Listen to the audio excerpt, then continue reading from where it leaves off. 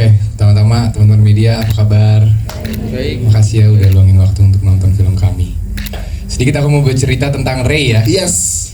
Jadi Ray ini simpelnya dia orang yang lagi rusak, dia lagi sakit, yang diakibatkan oleh trauma berat yang dialami.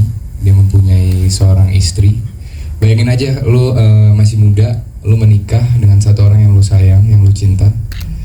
Tiba-tiba orang itu diambil dadakan. Dan Ray ini adalah orang yang sangat sensitif. Dia bingung gimana ya caranya gue memproses ini semua, dan dia sama sekali nggak bisa. Dia bangun pagi, dia ngeliat rumahnya, dia keinget sama yang udah nggak ada. Dia jalan ke tempat biasa dia belanja, orangnya nggak ada. Selalu keinget. Dan Iya, Dani memilih ghosting untuk hubungannya dia dengan Win. Karena apa? Karena backstory yang kami bangun, Mas Adri, saya dan Putri bangun tentang hubungan Dani dan Win ini, itu backstorynya tuh udah mumet, udah kusut, udah nggak bisa diapa-apain, capek gitu dengan tingkah lakunya Win yang bertambahnya usia, tapi cara pacarannya kita tetap kayak gitu-gitu aja. Sedangkan Dani mungkin yang sudah lebih mau serius untuk hidup gitu, tapi Winnya belum. Akhirnya solusinya adalah ghosting, karena sebelumnya semua cara udah dilakukan sama Dani terhadap Win. Sampai akhirnya dia memilih untuk gue cabut aja deh, gue mau rubah semuanya, mau mulai dari nol, buka lembaran baru. Dia memilih kota Dangjin untuk memulai hidup yang baru. Pendalaman karakternya seperti biasa, aku membaca skripnya, aku menganalisa, dan tentu aku berdiskusi sama Mas Adri untuk pembentukan karakter Vanya. Mungkin pada awalnya kita punya stereotip kalau gangster atau bos mafia tuh cara bicaranya seperti laki-laki atau enggak yang preman gitu. Tapi di sini aku menawarkan sesuatu yang baru. Kenapa kita nggak menciptakan aja karakter yang baru gitu? Mungkin contohnya kita bisa, kalau aku kan hari-hari kalau ngomong cukup cepat ya temponya gitu. Kalau kita lambanin gimana? Kalau dia cara Vanya berbicara kita lambanin, itu menandakan kalau dia itu karakter yang sangat taktis. Dia itu pelan-pelan, dia itu seperti apa ya, predator yang pelan-pelan ingin mencari mangsanya gitu. Jadi dia benar-benar observe mangsanya, dia observe gerak-gerik mangsanya.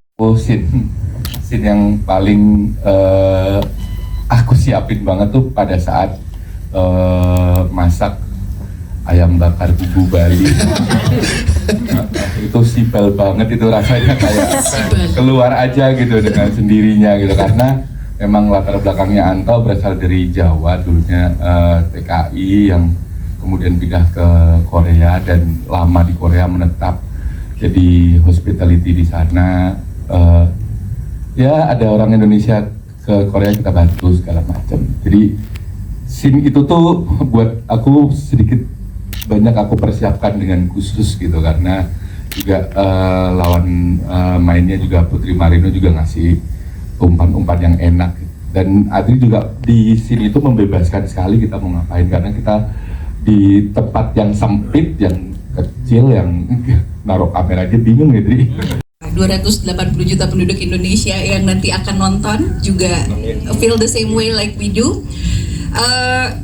Ini ceritanya sebenarnya sangat menyenangkan. It's very to me even it's very personal.